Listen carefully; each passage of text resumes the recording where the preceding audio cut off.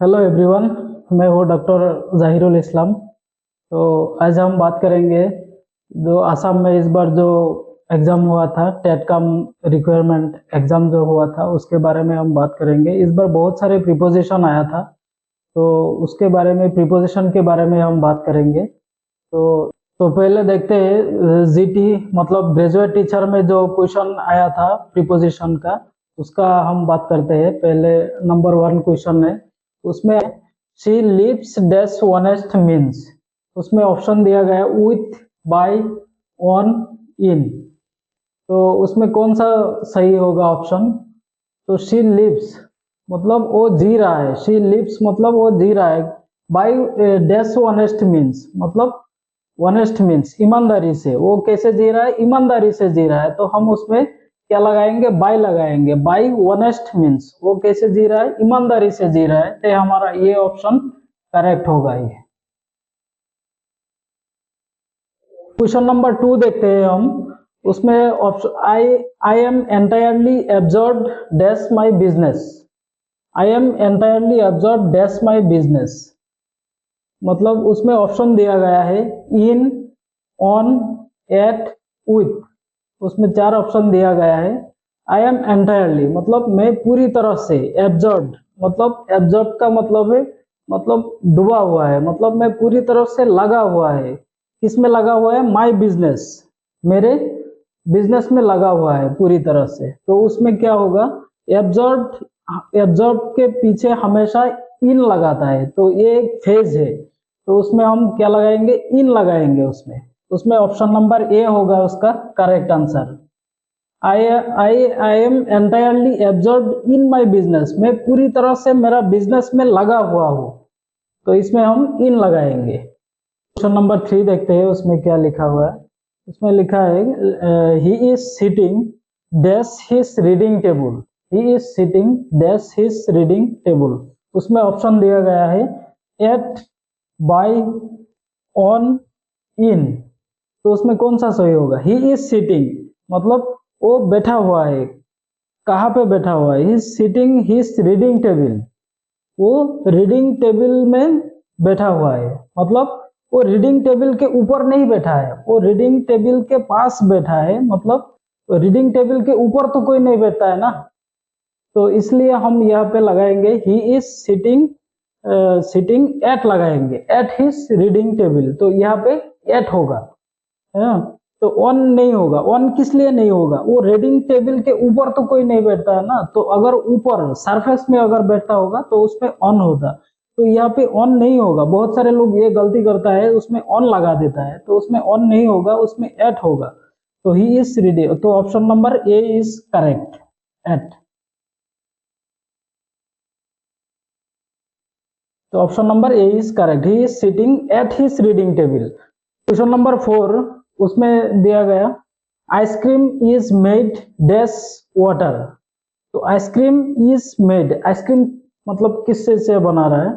तो उसमें ऑप्शन होगा ऑफ, फ्रॉम, विथ, इन। उसमें 4 ऑप्शन दिया गया है। आइसक्रीम इज मेड, तो हमको देखना, पहले हमको मीनिंग समझना पड़ेगा। अगर इंग्लिश अगर आपको सीखना है तो आपको पूरा मतलब मीनिंग पता होना चाहिए। आपको अगर इंग्लिश में अगर आपको मीनिंग पता नहीं होगा ना, तो आपको कभी मतलब इंग्लिश नहीं सीख पाएंगे आप लोग। तो इसमें हम देखते हैं आइसक्रीम इज मेड, आइसक्रीम बनता है, किससे बनता है? डैश वाटर, माने water, water is a source material. तो अगर कोई सोर्स मटेरियल किसी चीज से, अगर कोई किसी चीज मतलब बन रहा है, तो इसमें हम क्या लगाएंगे? उसमें फ्रॉम लगाएंगे। तो उसमें फ्रॉम लगाया जाता है, तो उसमें उसका करेक्ट ऑप्शन होगा फ्रॉम, होगा उसका करेक्ट ऑप्शन। फ्रॉम किस लिए होगा? क्योंकि ये सोर्स मटेरियल है। आइसक्रीम मतलब वाटर से आइसक्रीम बनता है, आइसक्रीम वाटर से भी बनता है। उसमें अदर कंपोनेंट भी होता है, उसमें क्रीम वगैरह भी होता है। और उसमें मतलब बहुत सारे कंपोनेंट होता है। तो जितना भी सोर्स मटेरियल होगा उसमें हर चीज में हम सोर्स मटेरियल जितना भी होगा उसमें हम फ्रॉम यूज करेंगे। Ice cream is made from water. तो क्वेश्चन नंबर 5 देखते हैं। क्वेश्चन नंबर 5 में जो प्रिपोजिशन आया था, उसमें the Saraighat bridge is the most one dash the Brahmaputra, उसमें प्रीपोजिशन दिया हुआ है, उसमें अक्रॉस, ओवर, ऑन, एटॉप, तो उसमें कौन सा सही प्रीपोजिशन होगा वो हम देखना पड़ेगा, क्योंकि फराइघाट ब्रिज ये ब्रह्मपुत्र के ऊपर है, तो इसलिए हम यहाँ पे क्या लगाएंगे, अक्रॉस तो नहीं होगा, अक्रॉस मतलब वो नियर, तो उसलिए अक्रॉस नहीं होगा, उसमें होगा over. The Saraighat bridge is the most one over the Brahmaputra, तो ये करेक्ट आंसर होगा ओवर। ऑन नहीं होगा, ऑन किस लिए नहीं होगा, क्योंकि ये सरफेस में नहीं लगा हुआ, अगर सरफेस में लगा हुआ होता तो उसमें वन होता। एटॉप नहीं होगा, एटॉप मतलब ऑन द टॉप ऑफ, तो उसमें एटॉप नहीं होगा, तो एटॉप हम उसमें नहीं होगा, ऑन भी नहीं होगा, एक्रॉस भी नहीं होगा, तो उसमें हम डायरेक्ट सीधा ओवर लगाएंगे, क्योंकि ये ब्रह्मपुत्र के ऊपर है, तो उसमें ये B option is a correct. तो over the Saraighat bridge is the most one over the Brahmaputra. 6 number preposition देखते हैं, तो he has been invested dash great military honour, तो उसमें ऑप्शन दिया गया by, with, above, on, 4 option दिया गया है उसे। He has been invested great military honour, मतलब उसको ये एक अवार्ड है, उसको अवार्ड दिया गया है, उसको मतलब ग्रेट मिलिट्री ऑनर का अवार्ड दिया गया है, उसमें सम्मान किया गया है उसको, तो इसलिए यहाँ पे हम लगाएंगे तो विथ लगाएंगे, विथ ग्रेट मिलिट्री ऑनर। उसमें ऑन नहीं होगा, ऑन नहीं होगा उसमें, वो उसको ऑनर के ऊपर ऐसे तो नहीं होगा। एबोव मीन्स एबोव भी ऊपर है, ऑन भी ऊपर है, तो बाय, बाय मतलब तरीका बताने के लिए हम बाय यूज करते हैं, तो इसमें बाय भी यूज नहीं होगा, एबोव भी यूज नहीं होगा, तो उसमें हम सीधा डायरेक्ट विथ लगाएंगे। उसको मतलब अवार्ड किया गया है, उसमें ये यहाँ पे टाइटल का बात हो रहा है यहाँ पे, तो इसलिए हम उसमें विथ लगाएंगे। Option number B is a correct. He has been invested with great military honour. बहुत सारे लोग ये गलती करता है, जो इन्वेस्ट मतलब हम इन्वेस्ट से आता है इन्वेस्टेड, मतलब बहुत सारे लोग ये सोचता है, क्योंकि इन्वेस्ट जैसे हम पैसा इन्वेस्ट करते हैं किसी बिजनेस में, हम इन्वेस्ट करता है, उसमें ये मतलब वो इन्वेस्ट का बात नहीं हो रहा है उसमें। ही हैज बीन इन्वेस्टेड मतलब उसको अवार्ड दिया गया है, विथ ग्रेट मिलिट्री ऑनर का उसको अवार्ड दिया गया है, तो इसमें यहाँ पे इसलिए विथ होगा। तो मैं पहले ही बोला था, क्योंकि जो प्रीपोजिशन है उसमें हमको मीनिंग पता होना चाहिए, अगर सेंटेंस का मीनिंग हमको नहीं समझ पाएंगे ना, तो हम कभी मतलब प्रीपोजिशन नहीं कर पाएंगे, तो इसलिए हर चीज का, हर वर्ड का यहाँ पे मीनिंग पता होना चाहिए। He has been invested with great military honour, तो यहाँ पे with is a correct preposition. Number preposition हम देखेंगे, Columbus was in search dash America, उसमें ऑप्शन दिया गया है, तो फॉर, ऑफ, अबाउट, अंडर, तो उसमें 4 ऑप्शन दिया गया है। Columbus was in search dash America, उसमें क्या होगा, फॉर तो कभी नहीं होगा, तो फॉर नहीं होगा, अबाउट भी नहीं होगा, क्योंकि अबाउट, अंडर ये सब मतलब ऊपर का बात अगर होगा तो ये सब होगा, तो कॉलम ये एक एक्चुअली ये इन सर्च ऑफ, हमेशा इन सर्च ये भी एक फेज होता है, प्रीपोजिशन का एक फेज है, इन सर्च के पीछे हमेशा फेज ऑफ लगाया जाता है, तो Columbus was in search of, under नहीं होगा, अबाउट भी नहीं होगा, तो option number B is a correct. Columbus was in search of America, ये option number B is correct. अब हम बात करेंगे तो पीजीटी में जो प्रीपोजिशन आया था असम टेट कम रिक्वायरमेंट में, उसके बारे में हम बात करेंगे। तो 1 नंबर में हम देखते हैं उसमें क्या है, उसमें लिखा है a stream runs dash our house, उसमें ऑप्शन दिया गया है बाय, ओवर, अक्रॉस, ऑन, तो हमको पहले उसका मीनिंग मतलब समझना पड़ेगा। स्ट्रीम, स्ट्रीम मतलब ए स्मॉल रिवर,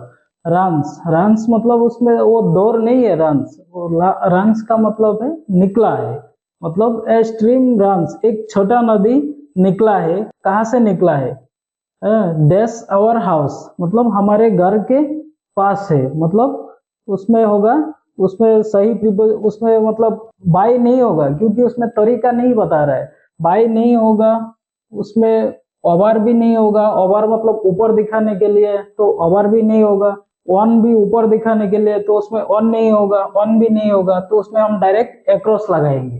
तो ए स्ट्रीम रन्स, एक छोटा नदी मतलब निकला है एक्रॉस आवर हाउस, एक्रॉस होगा, उसमें सही प्रीपोजिशन होगा एक्रॉस। एक्रॉस मतलब नियर, एक छोटा नदी निकला है हमारे घर के मतलब बगल से निकला है एक छोटा नदी, तो उसमें सही प्रीपोजिशन होगा ऑप्शन नंबर सी, एक्रॉस। तो a stream runs across our house. 2 number में हम देखते हैं dash the beginning they sang and later they all dance. Dash the beginning मतलब स्टार्टिंग में, बिगिनिंग में दे सेंग मतलब वो लोग गाना गा रहा था, एंड लेटर बाद में दे ऑल डांस बाद में वो लोग नाच रहा था। पहले सब गाना गा रहा था, उसके बाद नाच रहा था, तो उसमें हम यहाँ पे क्या लगाएंगे, उसमें प्रीपोजिशन दिया हुआ है इन, एट, फॉर, टू। उसमें फॉर तो नहीं होगा ना, फॉर द बिगिनिंग ऐसे तो नहीं हो सकता है, तो फॉर नहीं होगा। उसमें टू भी नहीं होगा, टू द बिगिनिंग ऐसे भी नहीं होगा, टू नहीं होगा। उसमें इन इन नहीं होगा, क्योंकि यहाँ पे 2 काम एक साथ हुआ है। पहले वो लोग गाना गा रहा था, यहाँ पे एट होगा, at is the correct preposition, in नहीं होगा। यहाँ पे इन इन नहीं होगा, यहाँ पे एट होगा, क्योंकि यहाँ पे प्लेस का बात हो रहा है, किसी जगह पे मतलब वो लोग बात कर रहा है, मतलब एक्टिविटीज, प्लेस मतलब एक्टिविटीज का भी बात हो रहा है, क्योंकि वो लोग गाना गा रहा था उसके बाद नाच रहा था, एक्टिविटीज हो रहा है। तो अगर ऐसा सेंटेंस होगा तो हम डायरेक्ट एट लगाएंगे। At is the correct preposition, at the beginning they sang and later they all dance, तो at is a correct preposition. 3 number देखते हैं हम। 3 नंबर में आया है please don't break in dash our conversation. मतलब ये लोग कॉन्वर्सेशन कर रहा है, किसी जगह पे बैठ के ये लोग कॉन्वर्सेशन कर रहा है, मतलब उसमें प्लेस का बात हो रहा है। Please don't break in dash our conversation, उसमें किसी जगह पे बैठ के बात कर रहा है, इसलिए यहाँ पे अपन नहीं होगा, ये ऊपर नहीं बोल रहा है, विथ नहीं होगा, और किसी के साथ नहीं बैठा है, मतलब वो लोग कन्वर्सेशन कर रहा है, मतलब एक साथ बैठ के वो लोग कन्वर्सेशन कर रहे हैं, ऑफ भी नहीं होगा, तो इसलिए हम डायरेक्ट यहाँ पे एट लगाएंगे। एट क्यों लगाएंगे, क्योंकि यहाँ पे किसी प्लेस में बैठ के वो लोग कन्वर्सेशन कर रहा है, तो इसलिए हम डायरेक्ट यहाँ पे एट लगाएंगे। तो at is a correct preposition. तो उसके बाद देखेंगे 4 नंबर में देखेंगे हम please pour the milk dash the glass. Please pour the milk, pour मतलब डालना, तो please pour the milk dash the glass, उसमें ऑप्शन दिया गया है इन, इनटू, एट, ऑन, उसमें भी 4 ऑप्शन दिया गया है, तो उसमें कौन सा मतलब प्रीपोजिशन सही होगा। प्लीज पोर द मिल्क, उसमें करेक्ट प्रीपोजिशन ऑन तो नहीं होगा, वो ग्लास के ऊपर तो नहीं बोल रहा है, तो ऑन गलत है।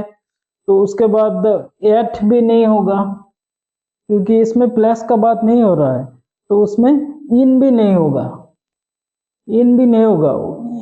इन please pour the milk dash the glass, मतलब ये यहाँ पे मूवमेंट का बात हो रहा है। अगर कोई चीज मतलब एक जगह से और एक जगह मतलब मूवमेंट अगर बोलेगा, तो यहाँ पे मूवमेंट का बात हो रहा है, इसलिए हम डायरेक्ट यहाँ पे इनटू लगाएंगे। तो option number B, into is a correct preposition. Question number 5 देखेंगे।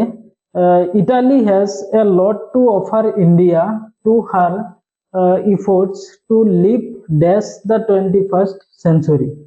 Italy has a lot to offer, मतलब यहाँ पे भी मूवमेंट का बात हो रहा है, तो यहाँ पे भी हम डायरेक्ट इनटू लगाएंगे, ओवर नहीं होगा, क्योंकि Italy has a lot to offer, Italy India को ऑफर किया था to efforts to live dash the 21st century, मतलब 21st सेंचुरी में, यहाँ पे ओवर नहीं होगा, टू भी नहीं होगा, तो इन भी नहीं होगा, तो यहाँ पे भी मूवमेंट का बात हो रहा है, तो डायरेक्ट हम यहाँ पे इनटू लगाएंगे।